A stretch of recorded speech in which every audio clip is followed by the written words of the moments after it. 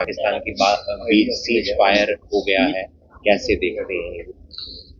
मैं इस cease fire को जो ये हुआ है भारत और पाकिस्तान के बीच में, इसको कई दृष्टिकोण से देखता हूँ।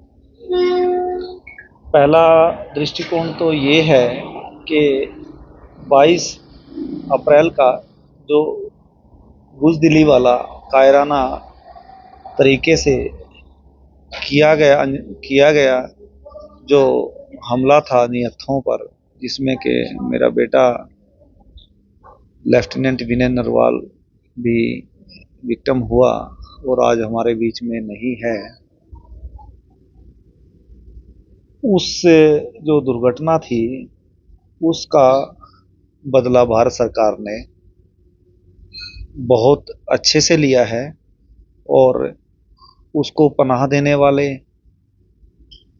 आतंकवाद की विचारधारा को पनपाने वाले, उसको बढ़ाने वाले, पालन पोषण करने वाले, आतंकी पैदा करने वाले और आतंकियों को, इस से पहले जो भारत सरकार ने और सेना के तीनों अंगों ने और उसके जवानों ने जो कि जिस कार्य कुशलता के साथ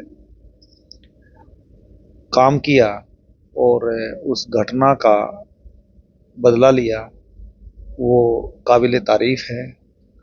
और जब बात आती है सीज फायर की, तो ये एक राष्ट्र की अपनी कूटनीति होती है, अपनी नीतियाँ होती हैं।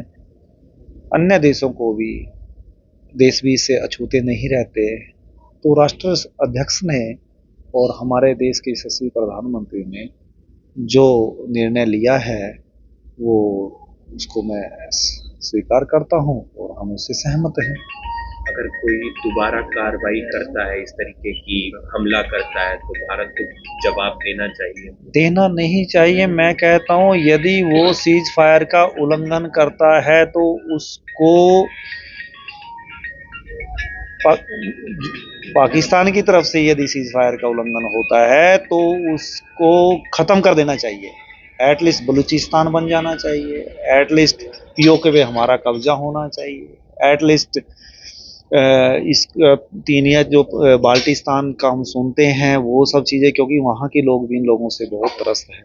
और ये यदि दोबारा करने की इसने हिमाकत की तो इसका अंजाम भी ऐसा ही होगा, क्योंकि पूरी दुनिया के सभी राष्ट्र आतंकवाद के मुद्दे पर एकजुट हैं और सभी चाहते हैं कि इस आतंकवाद रूपी राक्षस को का समूल संपूर्णतः इसको नष्ट किया जाए, दुनिया से ख़त्म किया जाए, क्योंकि तभी सौहार्द के साथ हम सब रह सकते हैं। भारतीय सेना को कोई मैसेज या? हाँ, भारतीय सेना को मैं तीनों अंगों को बधाई देता हूँ और उनके मनोबल के लिए उनको शाबाशी देता हूँ, क्योंकि उनके जो जिस तरह से हमारे श्री प्रधानमंत्री मोदी जी ने उनको ओपन हैंड दिया, तब वो एक सफलता के साथ पूरे मनोबल के साथ इस तरह की घटना का बदला लेने के लिए जो कार्रवाई की गई उसको अंजाम दे पाए, ये काबिल तारीफ है।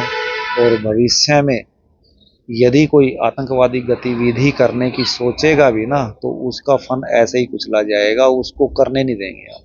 और दूसरा, जितने भी पाकिस्तान ने नापाक इरादे के साथ हमारे हमारी सीमा के अंदर ड्रोन भेजे, ये भेजा और दूसरे मिसाइल जो इस तरह से हमला किया, जिस भी तरीके से किया, तो उसका मुंह तोड़ जवाब दिया हमारी सेना ने। तो ये मोदी जी की वजह से उनका जो मनोबल बढ़ा, उसी की वजह से ये संभव हो पाया और उनका मनोबल हमेशा ही अच्छा रहेगा। हाँ, इसमें कुछ शहादत मतलब 3 4 5 हमारे जवान जो मैंने पढ़ा है,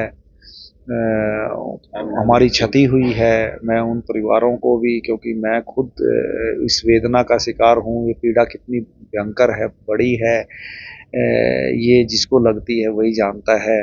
तो उन परिवारों को भी ये है, इतनी भयंकर पीड़ा है, तो इसके बारे में क्या कहूँ कि उनको परिवारों को आप सब सांत्वना दें, सहायता दें और उनको ये दुख सहने की क्षमता प्रदान करे भगवान। बस मैं तो यही कहूँगा। मोर ओवर पर्सनल लॉस की बात करें, एज ए नेशन तो ठीक है, जो मैंने बताई बात है सही है, बट जिसका पर्सनल लॉस हुआ है उसकी क्षतिपूर्ति, क्योंकि वो फैमिली का लॉस है, पर्सनल लॉस है, वो पूरा नहीं हो सकता। जैसे मेरा बेटा गया है तो हमारा तो दुनिया ही उजड़ गई बिल्कुल, एकदम से कुछ बचा नहीं हमारे पास, जीवन का कोई मोटिव ही नहीं है। तो उस दंश के साथ, तो उस वेदना और पीड़ा के साथ तो हमें संपूर्ण जीवन, जितने भी सांस है, हमें जीना ही पड़ेगा। शुक्रिया।